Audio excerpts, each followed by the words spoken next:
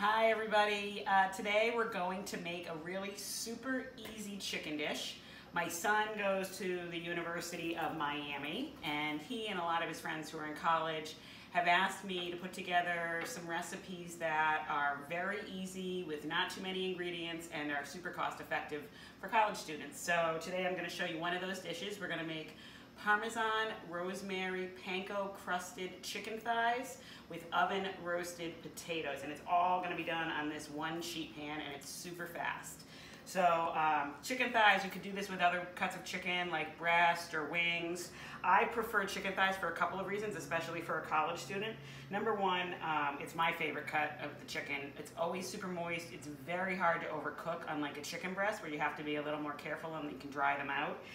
They're also very inexpensive. You can buy them on sale for 99 cents a pound, so it's super cost effective.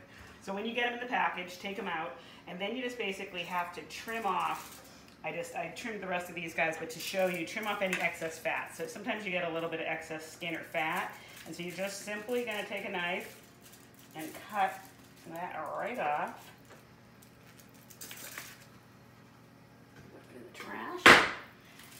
And then that's pretty much it. And you see, of course, you still want some of that beautiful skin on top, but just take off any of the excess stuff. And I'm just going to wash my hands. 1 sec. Don't want to cross-contaminate. So you've got your chicken thighs. We're going to start off by seasoning them liberally on both sides with salt and pepper. So probably a couple of teaspoons overall, but you want to put a good amount. Salt and pepper. Okay.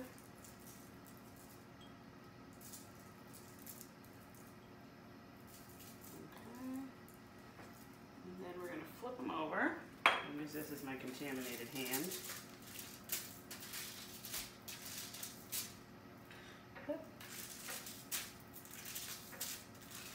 And then season the other side.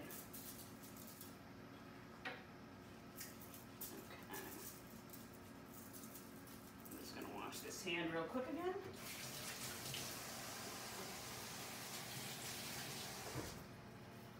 Okay. Now, the cool thing about this recipe is that what it uses to adhere the breadcrumb topping is mayonnaise. I use Hellmann's light mayonnaise. You could use regular mayonnaise as well, but Hellmann's is my favorite brand.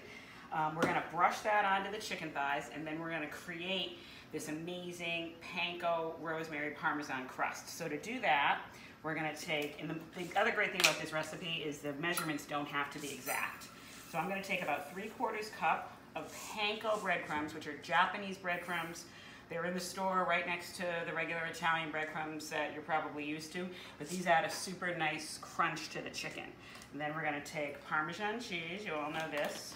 You could use a little fancier Parmesan, which I do sometimes, but again, if you're on a budget, this stuff is great. So again, same amount, about equal parts Parmesan and panko. And then we're gonna put rosemary, fresh rosemary, into the crumbs. This you can buy in the produce section of the supermarket, and it keeps very nicely. You just put it in a little water on your windowsill or on the refrigerator. It keeps for a long time. You're gonna chop it up. The best way to chop rosemary, super easy, is you're gonna just strip the stems of all the leaves. On the top too. You end up with a stick here, and then you're just going to roll the leaves together and give them a quick chop. And this doesn't have to be exacting either, but you'll start to smell it when you're chopping because all the essential oils will be coming out. And this is about, give or take, a 1/4 cup. So we had about 3/4 cup of Parmesan, 3/4 cup panko, and then about 1/4 cup.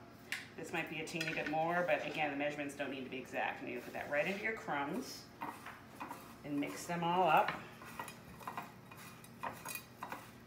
Okay.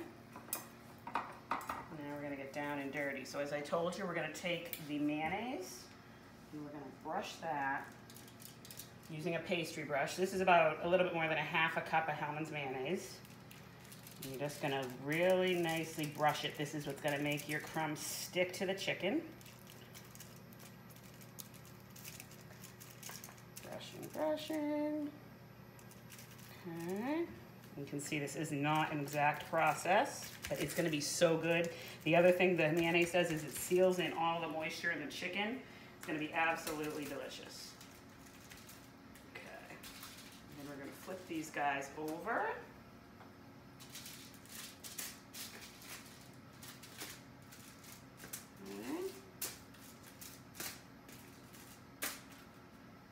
And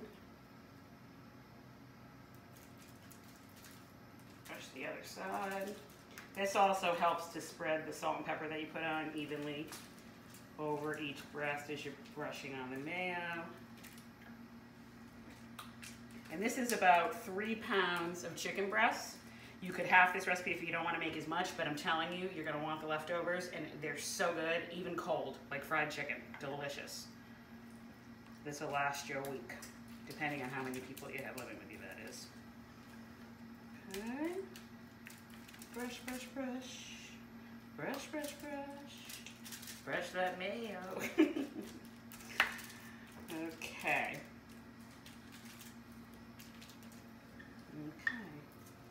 Now, this in the sink. All right, now it's as easy as this. You're just gonna dip each one of these guys so that it gets coated in the crumbs, all that goodness. And then put them back on the sheet.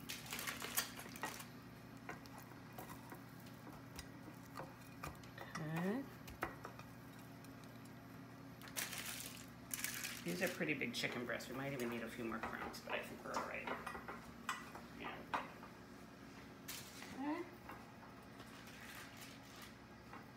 It's a little bit messy. Just wash up when you're done. And it's gonna be so good. Perfect, actually.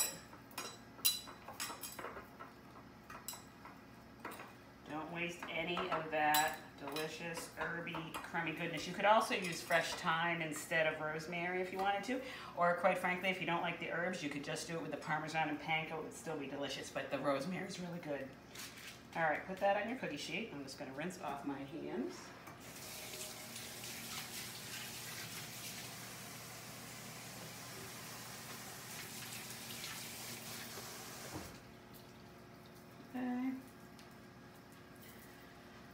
And then I said this was a one sheet pan wonder, so I did about 1 potato per person, so about 6 potatoes, and I just chopped them into quarters. Actually, I have one left here to chop up for you.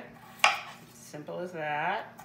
If they're bigger potatoes, you might want to cut them into, you know, a little bit smaller pieces, but that's about the size that you want.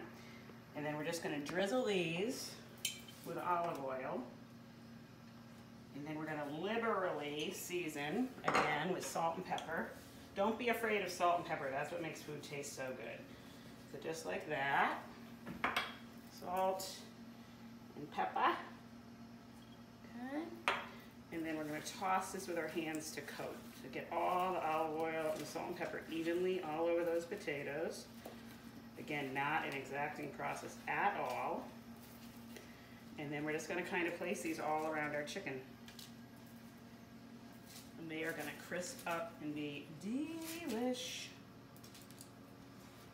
Okay.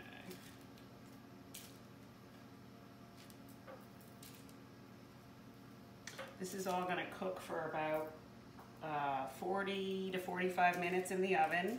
Basically until when you poke the chicken, and I'll show you when it comes out, that the juices run clear. You don't want to see any red juices. It should be about, if you have a thermometer, about 165 degrees internally. But truly, like, the best test is poking a knife into the center and seeing if any red juice comes out. And if not, you're good to go. And like I said, it's very hard to overcook chicken thighs. They're very forgiving. So just keep your eye on them. All right, so that's that. One more quick wash.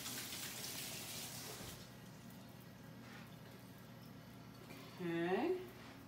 Then we're going to do a final drizzle so that they get nice and crispy over the chicken with olive oil.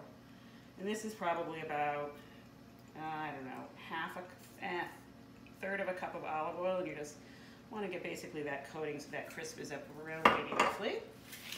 And that's it. We're going to put it in the oven And then we're gonna let it go. Like I said, we're gonna check it at around probably 35 minutes to see how it's doing. You'll start to smell it and know that it's cooking. Oh, by the way, the oven is preheated to 400 degrees. So it's going in. We'll see you in a little bit. Thanks. Well, it's been 40 minutes and I can smell this amazing chicken and potato dish cooking. So let's check and see if it's done.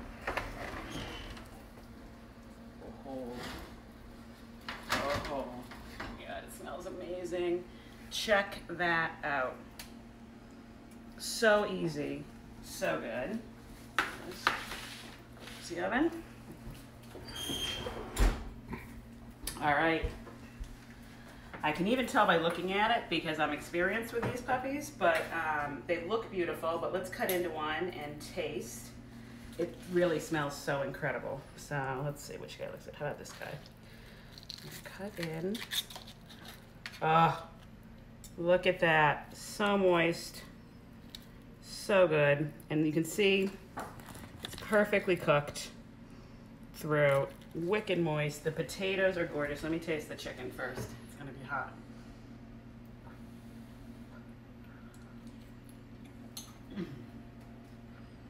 Mm.